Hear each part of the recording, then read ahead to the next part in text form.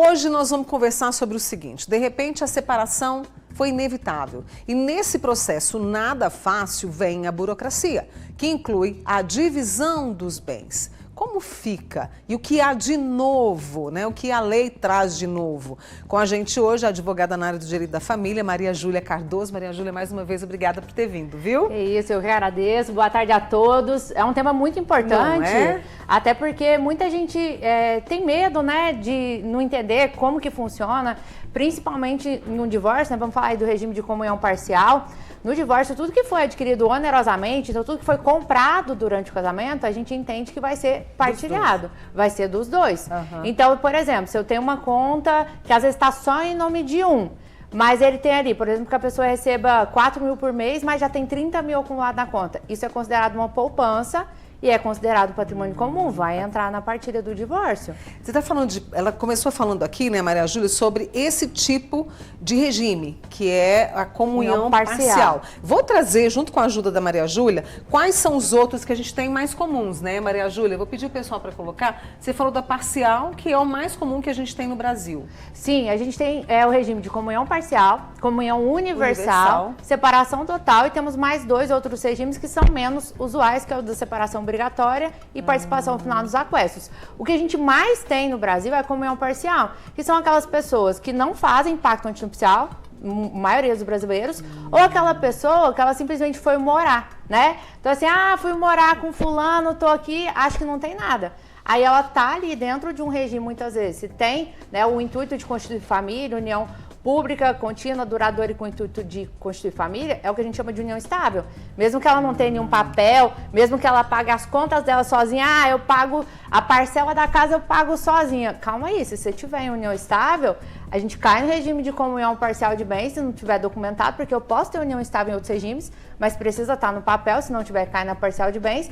E aquilo ali, mesmo aquela parcela que ela pagou sozinha, o cônjuge vai ter direito, o cônjuge não, né? O companheiro vai ter direito à parte daquilo ali. Porque não adianta você só pagar sozinho. Daí a importância, né, de trazer isso para conscientizar a população do que é o regime e as implicações de cada regime. E aí, no caso, né, a gente está falando de comunhão parcial de bens. De repente, eu fui lá e comprei um carro com o meu dinheiro.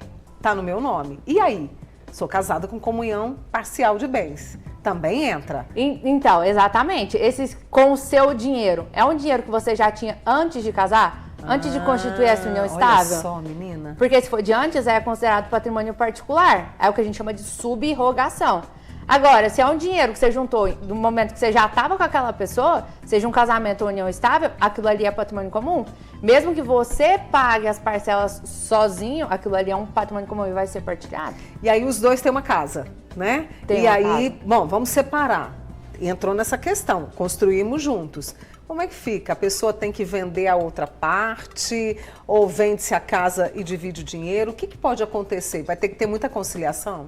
Então, aí depende do cenário. Eles podem chegar num acordo de vender o imóvel e partilhar o dinheiro. Pode ser que uma das partes doe, né, ceda a parte dele. Então, vamos supor que a gente tem o marido e a mulher que tem 3 filhos. E aí o cara fala assim, não, eu vou deixar você ficar morando aí, e aí vai acontecer uma doação. Dentro do processo de divórcio, aí vai incidir imposto ITCMD, porque ele está doando a parte da casa para ela e para os filhos.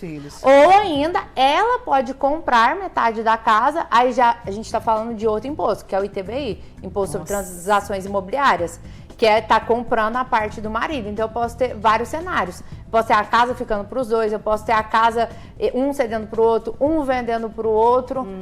Tudo isso pode acontecer. Ou vender o imóvel e partilhar o dinheiro também pode. Temos a comunhão parcial e temos a comunhão universal. Como que ela é? Entram todos os bens que eu tinha antes de me casar. Exatamente. A principal diferença da comunhão universal é que eu pego dívidas e bens de antes de casar. Então, se o cônjuge tem uma dívida de antes, você pode puxar. E a principal implicação da comunhão universal também vai estar no inventário, porque no regime de comunhão parcial, o cônjuge ele é herdeiro do patrimônio particular daquele falecido, certo? Certo. Na comunhão universal, se eu tiver descendente, ele não é herdeiro, ele vai ser só meieiro.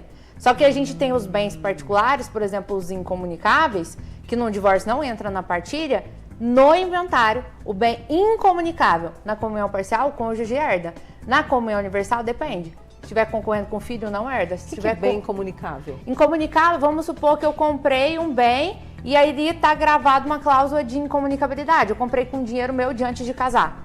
Ou eu recebi uma doação da minha mãe e nessa doação estava lá que aquele bem é incomunicável, que não comunica com o cônjuge.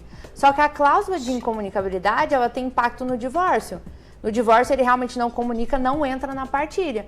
Mas no inventário, bem incomunicável, o cônjuge pode ter direito de herança. Entendi. E separação total, isso também é estabelecido ali no cartório? A separação total, se for um casamento, preciso fazer um pacto antinupcial, que é uma escritura pública feita no cartório de notas, e eu posso também estabelecer esse regime na união estável também documentando ele, seja por meio de um contrato ou de uma escritura pública. A separação total é separação total de bens e um divórcio, não partilha nada, mas no inventário a pessoa casada ou em união estável nesse regime vai ser considerada herdeira sim. Quando você fala de inventário, o inventário a maioria das pessoas conhece quando alguém falece. Falece, é isso. É isso, é quando alguém falece, deixa patrimônio, eu vou precisar fazer um procedimento que a gente chama de inventário e partilha. Exatamente. Quando o casal se separa, né, vai avaliar, né, ali em relação ao regime que foi estabelecido ali, o que vem depois? Tem que procurar um advogado, pode fazer no cartório? O que diz a lei hoje em relação a isso? Então, porque é um processo difícil, né, Maria Júlia? Com certeza, porque nossa, dolorido. Não é só questão patrimonial, né? Toda uma vida que você construiu com aquela pessoa. Tem gente que fala até da questão do luto que a gente vive dentro do processo de divórcio, dizendo adeus àquela vida que existia e o sim para uma nova vida. Tem gente que tem mais dificuldade nisso, mas o processo de divórcio em si, ele pode ser feito tanto no cartório como na via judicial. Eu só posso utilizar do cartório quando as pessoas estão de acordo. Então, se, por exemplo, eu sou casado, meu marido, a gente resolve separar, a gente está de acordo quanto a partilha de bens e quer divorciar, a gente pode fazer isso no cartório, é muito mais rápido. Se a gente não está de acordo, eu sou obrigada a ir para a justiça. Aí, na via judicial, eu posso fazer tanto quando a gente está de acordo, quanto há litígio, quando tem briga. Agora, a parte interessante é que hoje muito se fala do divórcio como direito potestativo. Traduzindo para o português, é porque eu não preciso esperar muito para ter meu divórcio decretado. Então, eu posso fazer o pedido de divórcio liminar, que aí vai ser decretado o divórcio liminarmente, mesmo antes da outra parte ser ouvida, deve ser citada no processo. Nossa. Eu entrei com o pedido de divórcio decretado liminarmente, e aí o processo segue quanto à partilha. Aí vai citar a outra parte, ela vai saber que tem um processo, ela fala, isso eu não quero, não sei o que, ela fala o que ela quiser dentro do processo, né?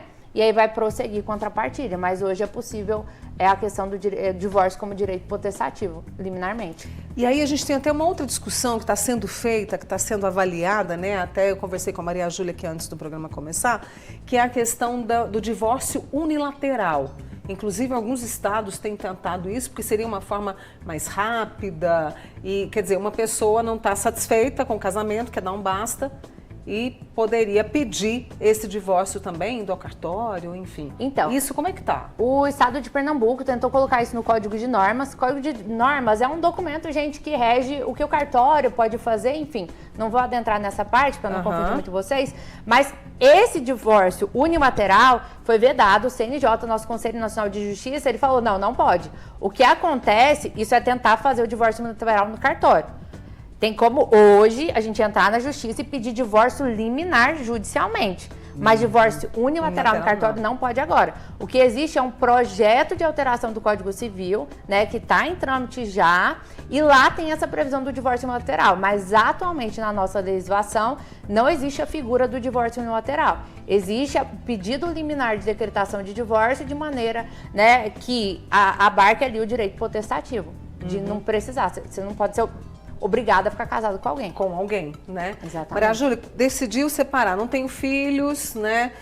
Entramos num acordo, eu posso ir ao cartório simplesmente? Hoje existe essa possibilidade? Sim, você pode ir diretamente no cartório, mas independente do divórcio ser no cartório ou na justiça, a gente sempre vai precisar da figura do advogado, tá? É obrigatório o advogado com AB e tudo. E tomar cuidado aí, porque é até bom falar, tá acontecendo muito o golpe do falso advogado. Muita gente entra em contato, vai lá, pesquisa no tribunal, né? Os clientes do advogado manda mensagem para aquela pessoa pedindo dinheiro, taxa. Gente, o seu advogado, ele tem um canal oficial. Mande mensagem naquele canal oficial. Fique atento a novos números com fotos, né? muito comum e a gente tem que alertar a população para não cair, porque hoje a profissão vai ser golpista. Eu recebi. Deus me livre. Denunciei, Jesus. Sabe? Denunciei, enfim. Boa tarde, Mônica. Morei 4 anos com uma pessoa, o deixei porque ele traiu. Mas ele adoeceu, aí ela voltou e ficou cuidando 1 ano dele. Quando ele sarou, vamos dizer assim, aí ele arrumou outra pessoa. E disse para ela não atazanar a vida dele. Vou te contar, hein? Vou te contar. Aí ela quer saber o seguinte, posso pedir indenização? O que cabe nesse caso? Já pensou? Gente, primeiramente eu acho que você tem que ver como livramento, né? Deus te livrou desse traste aí, só Jesus. Obrigada por falar por mim, inclusive, Maria Júlia. Mas, gente, que horror! Indenização, eu acredito que não, mas ela pode requerer a partilha de bens. Se ela tem que olhar o regime de bens. Provavelmente vai cair na comunhão parcial, não deve ter pacto. Aí tudo que foi adquirido durante esse período que ela estava com ele, ela tem direito à metade. Mesmo bens que estão só no nome dele. Porque tem muita gente, tá só no meu nome. Calma aí. É o período. Se eu casei em 2015 e comprei em 2016, mesmo que o caso seja só no meu nome, meu marido tem direito à metade dele, se eu for casado em comunhão parcial. Então não é no nome de quem tá. Você tem que olhar a data que você casou, a data da aquisição do patrimônio e se veio de dinheiro particular ou não. Então é bom essa amiga nossa procurar, né? Exatamente. Procurar ajuda e como a Maria Júlia falou, foi livramento. Virar alguém muito mais especial para você. Se Deus quiser. Né? Vou fazer o seguinte, vou fazer uma pausa aqui com a Maria Júlia Cardoso, que é advogada. A gente está falando sobre esse embrólio, né? Realmente. Maria Júlia, assim, é muito conflito. É importante informar a população, porque existe muita confusão acerca dessa questão do regime de bens e a pessoa, às vezes, ela sai prejudicada ali, porque ela vai no profissional que não entende muito bem e aí ela acaba aí complica mais ainda, né? Exatamente. Então a gente vai para o intervalo, vamos tomar uma aguinha, daqui a pouquinho a gente volta com você, já estou de olho nas suas perguntas, tá?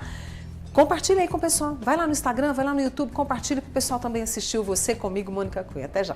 Hoje nós estamos conversando aqui no Você a respeito, né, de uma situação difícil que a vida traz, que é a separação de um casal e o que vem depois, principalmente na relação de partilha de bens. Com a gente hoje a doutora Maria Júlia Cardoso, que é advogada.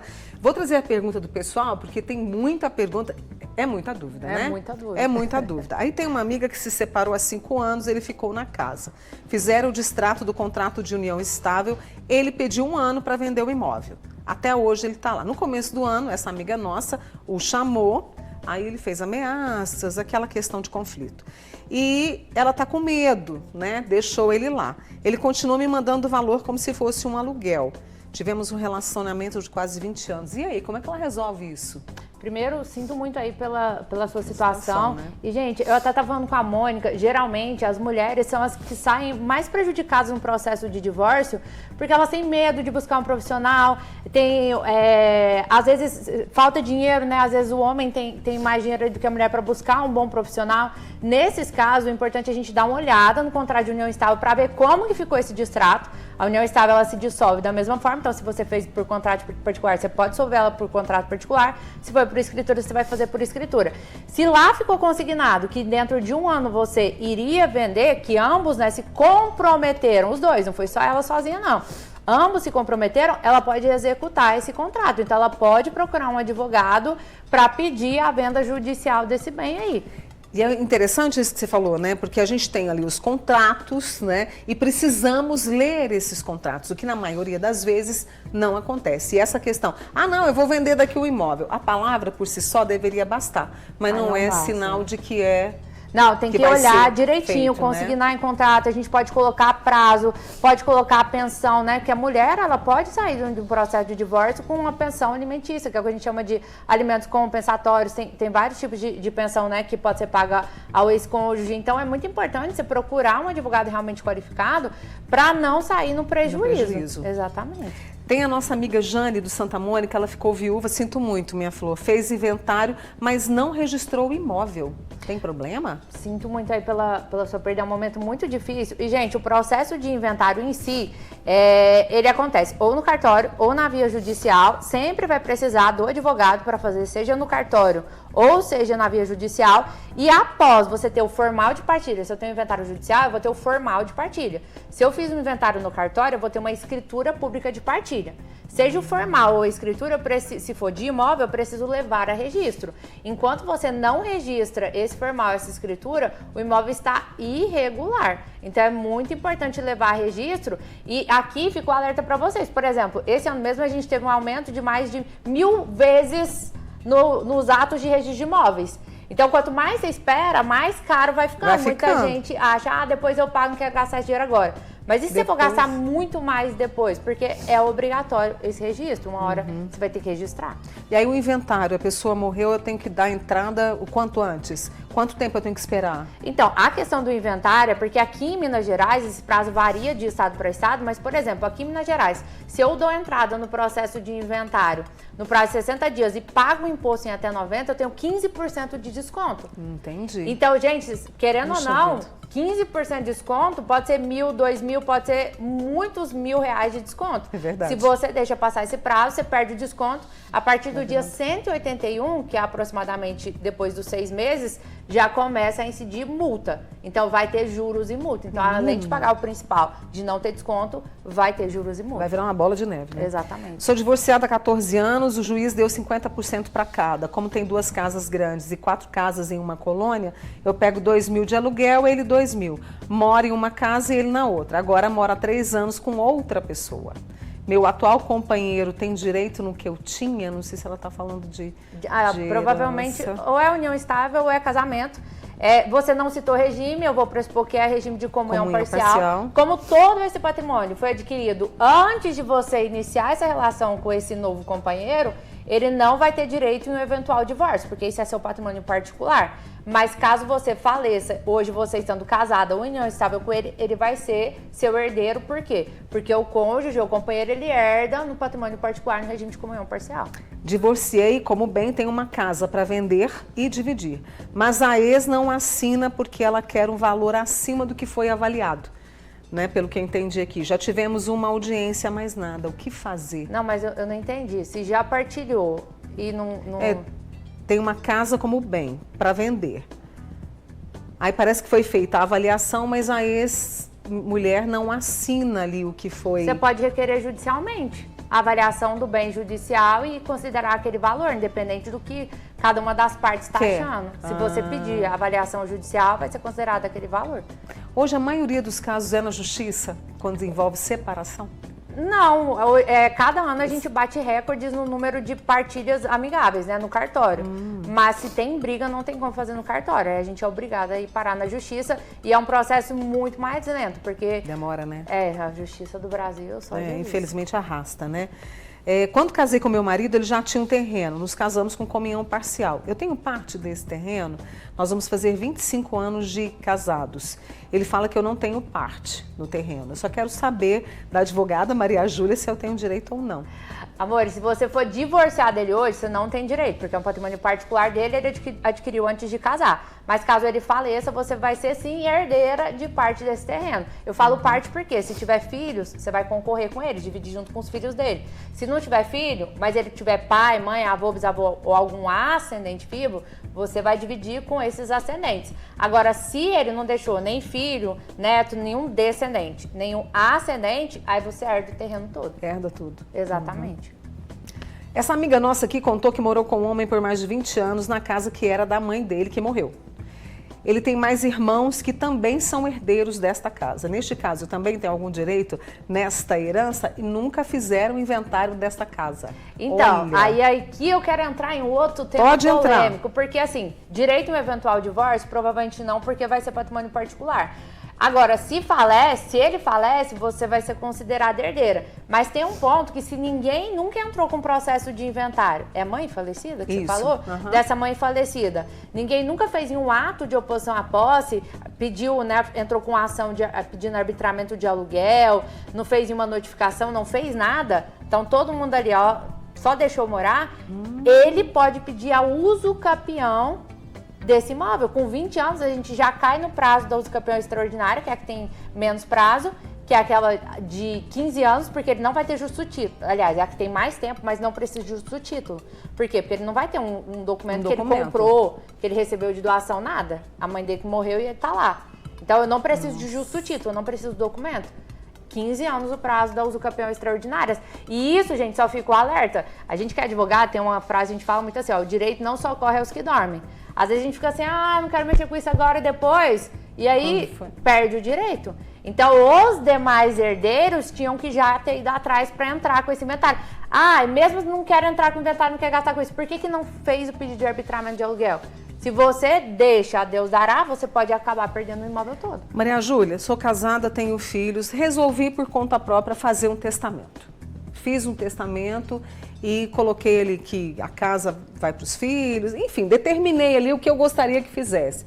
Como que fica nesses casos, assim, quando a pessoa morre ou se separa, como é que fica isso, se de repente alguém fez um testamento em vida? Então, o testamento ele é um ato essencialmente irrevogável. O que isso quer dizer? Eu faço um testamento hoje, tô casada. Isso. E aí daqui a pouco eu divorcio e eu não quero mais aquele testamento porque eu tinha colocado coisa pro meu cônjuge. Eu posso fazer outro testamento. Ou revogando expressamente ou dispondo de maneira totalmente contrária com o que eu fiz. Então, o testamento, se eu fizer um agora, um depois de amanhã, um antes de eu morrer, vai valer. Se eles não forem contrários, todos valem. E se eu não revoguei expressamente. Segunda coisa, se eu hoje sou casada ou tem algum herdeiro necessário, quem são herdeiros necessários? Cônjuge ou companheiro, filho, neto, bisneto, que são os descendentes, e os ascendentes, pai, mãe, avô, bisavô. Se eu tenho algum desses vivos, eu não posso testar todo o meu patrimônio, eu só posso testar a metade.